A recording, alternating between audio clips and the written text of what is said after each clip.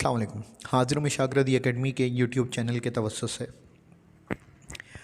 उम्मीद है आपने चैनल सब्सक्राइब कर लिया होगा। चैनल सब्सक्राइब नहीं किया तो काइंडली सब्सक्राइब कीजिए, लाइक कीजिए, शेयर कीजिए और अब अपने तमाम दोस्तों तक हमारे चैनल को पहुँचाइए, क्योंकि हो सकता है किसी की किसी भी लिहाज से कुछ मदद हो सके जो कि सदका जारिया होगा आपके लिए।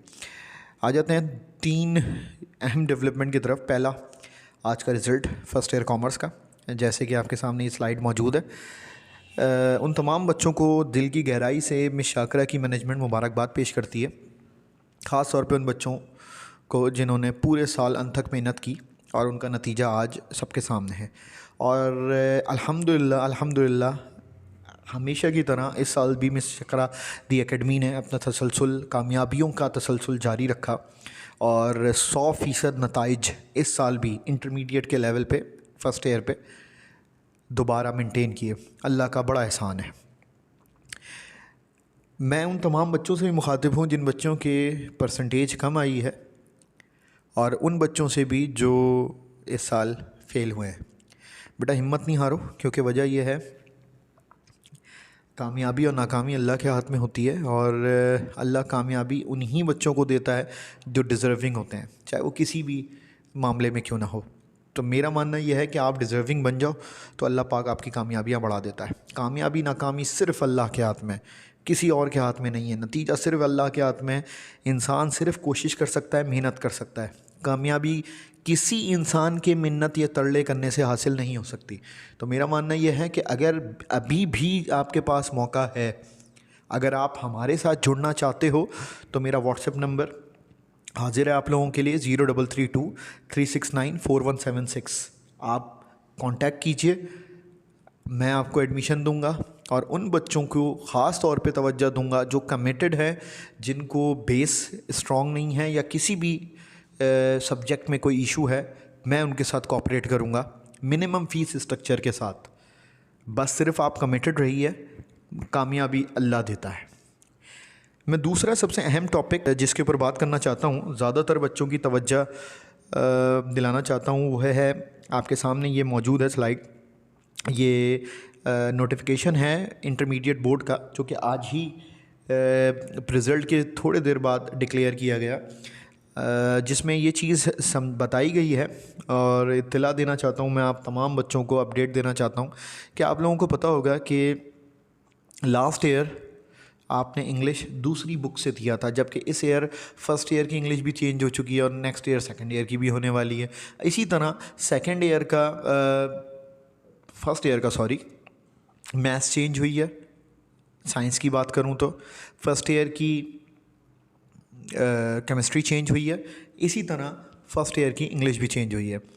अब समझने वाली बात यह है कि इन केस अगर कुछ बच्चों की सप्ली आई है फर्स्ट ईयर की इंग्लिश में, फर्स्ट ईयर की मैथ्स में, फ़र्स्ट ईयर की केमिस्ट्री में, तो ये बात याद रखिएगा कि आप फ़र्स्ट ईयर की केमिस्ट्री, इंग्लिश और मैथ्स पुराने पैटर्न से ही देंगे, पुरानी बुक और पुराने पैटर्न से देंगे।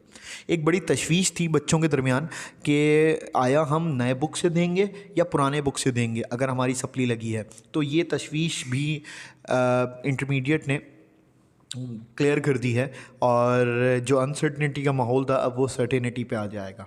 नोटिफिकेशन के थ्रू उन्होंने ये चीज़ बता दी है कि जितने भी फ्रेश उम्मीदवार हैं वो नए निसाब से देंगे, जबकि जो इम्प्रूवमेंट देना चाहते हैं या जो फेलियर बच्चे हैं तो वो पुराने ही पर्चे, पुराने ही पैटर्न, पुराने ही निसाब के अकॉर्डिंग पेपर देंगे। उम्मीद है मैं क्लियर कर पाया हूँगा इस नोटिफिकेशन को। अब समझने वाली बात यह है कि एक और तशवीश भी है कि क्या आया हमारा नए पैटर्न से पेपर होगा, क्योंकि नए पैटर्न में 40% MCQs, 20% MCQs, 40% शॉर्ट और 40% लॉन्ग है। ये नया पैटर्न है। मैं फिर दोबारा बता दूं, 20% MCQs, 40% शॉर्ट, 40% लॉन्ग। जबकि पुराने पैटर्न के अकॉर्डिंग अगर मैं बात करूं तो 40% MCQs था और 50% आपका शॉर्ट था और 20% आपका लॉन्ग था। तो कहने का मकसद ये है, माज़रत चाहता हूँ, 40% शॉर्ट था और आपका 40% ये MCQs था और 20% आपका लॉन्ग था। गालिबन कुछ यही तरतीब थी। तो ये बात याद रखिएगा कि इसी तरतीब से आप पेपर दोगे। किन बच्चों से मुखातिब हूँ मैं? फेलियर्स से, जो इस साल जिनका इंग्लिश, केमिस्ट्री या मैथ्स रुका है, वो पुराने पैटर्न, पुरानी मार्किंग स्कीम के अकॉर्डिंग ही पेपर अटैम्प्ट करेंगे जिसमें 40% MCQs था। जो नए बच्चे हैं, फ्रेश बच्चे हैं, वो 20% MCQs के अकॉर्डिंग, 40% शॉर्ट और 40% लॉन्ग के अकॉर्डिंग पेपर अटैम्प्ट करेंगे। उम्मीद है ये स्लाइड क्लियर हो गई होगी, उम्मीद है ये पॉइंट मैं क्लियर कर पाया हूँगा। आ जाते हैं आज की तीसरी अहम स्लाइड पे, और वो है आउटसोर्सिंग। आप लोगों ने सुना होगा कि सिंध के तालीमी बोर्ड्स के जो इम्तहानी निज़ाम है, वो बेसिकली करप्शन से निजात दिलाने के लिए इन्होंने इसको आउटसोर्स करने का प्लानिंग की है और मंजूरी दे भी दी गई है। सही, तो कहने का मकसद ये है कि पहले अमल में तो 9th और फर्स्ट ईयर को आउटसोर्स किया जाएगा, और फिर सेकेंड ईयर और 12वीं, सेकेंड ईयर और मैट्रिक को आउटसोर्स किया जाएगा, जो कि इस वक्त पुराने निज़ाम के तहत होगा। मतलब अगर मैं आपको आसान अल्फाज में समझाऊं कि सिर्फ फर्स्ट ईयर और 9th इनको जो है वो बेसिकली नए निज़ाम के अकॉर्डिंग आउटसोर्स किया जाएगा, यानी प्राइवेट कंपनी जो है वो पेपर चेक करेगी। प्राइवेट कंपनी जो है इसका तमाम निज़ाम जो है पेपर का, एग्ज़ामिनेशन का निज़ाम संभालेगी, जबकि जो मैट्रिक है और सेकेंड ईयर है वो बोर्ड ऑफिस खुद इनका तमाम इंतज़ाम संभालेगा। उम्मीद है मैं ये स्लाइड भी क्लियर कर पाया हूँगा।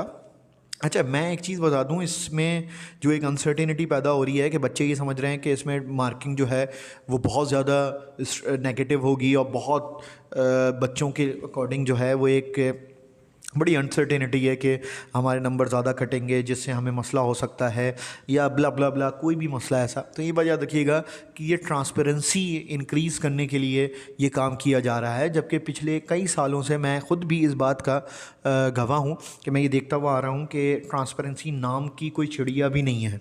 सही, तो उम्मीद है मेरी बात समझ आई होगी कि सिर्फ ट्रांसपेरेंसी इंक्रीज़ करने के लिए ये काम किया जा रहा है, वरना असूली तौर पे बोर्ड ऑफिस को। और दूसरा सबसे अहम वजह ये भी है कि रिज़ल्ट जो 9th के और मैट्रिक के और फर्स्ट ईयर सेकेंड ईयर के जो रिज़ल्ट आते हैं उनमें बड़ा डिले होता है, बड़ी ताख़ीर होती है, जिस वजह से बच्चा बड़ा ख्वार हो जाता है। आखिरी वक्तों में रिज़ल्ट महीना 2 महीना पहले, 3 महीना पहले रिज़ल्ट आ रहा होता है। जब बंदा मैट्रिक की प्रिपरेशन अपनी पीक पे होती है तो उनका जो है वो 9th का रिज़ल्ट आ रहा होता है। जब सेकेंड ईयर की प्रिपरेशन पीक पे होती है तो फर्स्ट ईयर का रिज़ल्ट आ रहा होता है। तो बच्चे को ये समझ नहीं आता कि मैं सेकेंड ईयर की तरफ तवज्जो दूँ कि मैं फ़र्स्ट ईयर की तरफ तवज्जो दूँ जो मेरा पेपर रुका है या जिसमें मसला आया है।